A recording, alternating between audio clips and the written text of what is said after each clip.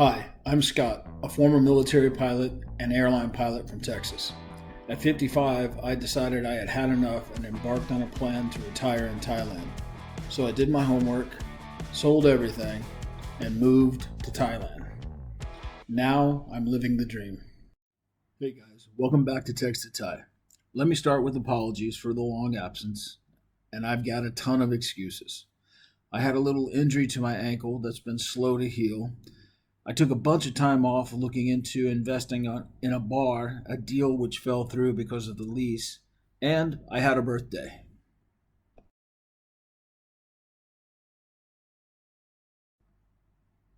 All right, the universe has spoken and it's time for a change.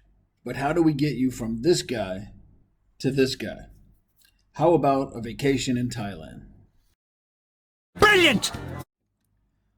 Let's start your vacation planning by answering the when question. The best time to come is what we call high season, which is November through the end of February.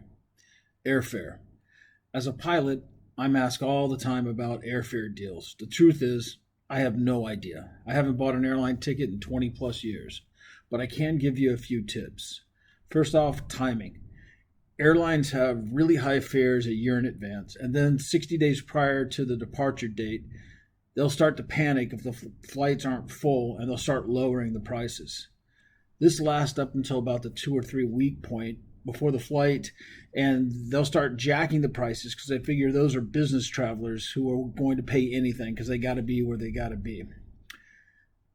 There are some last minute deals that you can get, but those are hit or miss, and the likelihood of getting a good seat are diminished. Next thing I would do is download the app for the airline you buy from. You probably won't be able to check in for the flight because of passport verifications, but the apps are really good for things like delays or lost bags. A lot of times you'll have information even before the gate agent. Next thing, get to the airport early.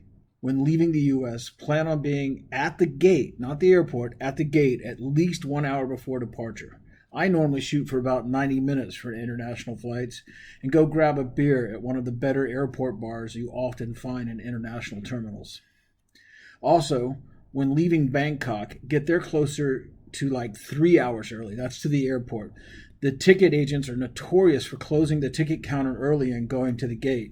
There is no worse feeling in the world than to get there and not have anybody at the ticket counter who can help you as you're watching the minutes tick away and you've still got to go clear customs and immigration and make it to your gate. Trust me on this one. All right, so you've booked your flight and you're on your way.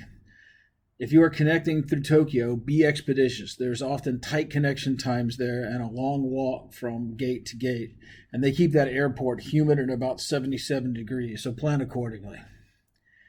When you arrive, get off the plane as quickly as possible and hustle to immigrations and customs. Long lines can form because several U.S. carriers all come in around 11 p.m. at 11:30, and the line at the customs and immigration can just get huge really fast, so be expeditious. Next, grab some cash. I recommend you travel with cash and ATM cards. You notice I said cards in case one gets eaten or lost. ATMs give good rates, but if you want to use the exchanges, that's just as good. It's not like you're investing in a business. We're talking about just enough money to get you through a day or two.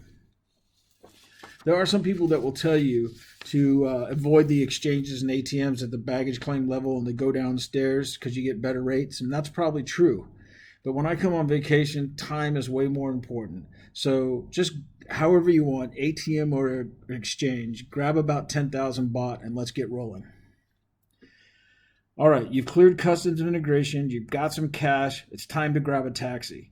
I recommend you go to the Nana Plaza Hotel. You can book them through this site. The hotel is right across the street from the famous Nana Plaza, and even if you get there after closing, there are plenty of freelancers milling about. The hotel has great beds, blackout drapes, and ACs so cold you could hang meat in the room. I was going to say hang a dead hooker, but yeah, anyway. After the long flight, you are going to want to get some sleep. All right, next morning, it's time to go to Pattaya. You could go to the bus station and just take the bus if you're trying to go on the cheap. Now, you could also upgrade a little bit and sign up for a van ride, but they'll make multiple stops dropping people off, so that may not be the quickest way. You could get a taxi for door-to-door service, but what I recommend is you download the Bolt app and use it for all your travel needs while in Thailand. The ride from Bangkok to Pattaya in Bolt is about $35. Accommodations. What hotel you want is entirely up to you. Do you want to stay near the beach, or do you want to be near a particular party area? If the motivating factor is the latter, then you're going to need to know your way around. Trigger warning. We're going to use a thing called a map and terms like north, south, east, and west.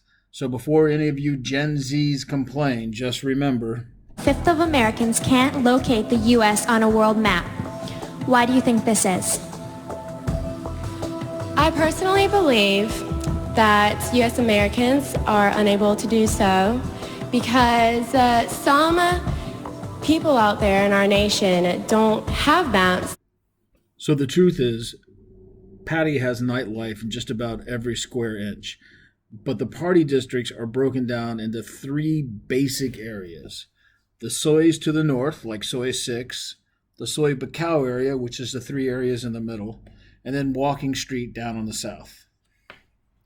Okay, first up, Soy 6. Now, Soy 6 is not the only bar street up there, but it's the most popular of that whole northern area.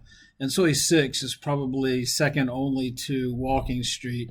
The LK Metro guys might argue that, but I just drove it an hour ago, and I was amazed at the number of women that were in Soy 6 bars. And there were some lookers in there. So I would have to say it was a little bit better than some of the things I've experienced in the Soy Bacao area. Speaking of Soy Bacao, it is basically two bar districts loosely connected, and they consist of Tree Town and LK Metro. Now, Tree Town's got this really nice little dining area, and just like LK Metro, it's basically one city block that's walking streets only at night. Check out my other video on the Nightlife, and you can see a review of some of these bars. LK Metro is about a half a block to the south on Soy Bacao, and it's just like Tree Town. It's a city block, three sides with bars on both sides of the road, and it's got beer bars and go-go's. Here's some fun photos. Again, check out my Nightlife video for reviews. Finally, down in the south, we have Walking Street. By now, everybody knows what Walking Street is. I'm just showing you where it is so you can book your hotel. Okay, the navigation portion is over. You got it? I got it. Okay, so that's it, guys. Just remember, there's a lot more to Pattaya than just bar girls and getting hammered. There are great restaurants, beach clubs, good motorcycle rides. You can go out to Jom Tiem and check out the street food there and catch a great sunset. Scuba diving, or all the other videos that I and other creators have made that show you fun things to do in Thailand. If you've got any questions, feel free to throw them in the comments, and I ask you to like, subscribe, and share with your buddies. Thanks.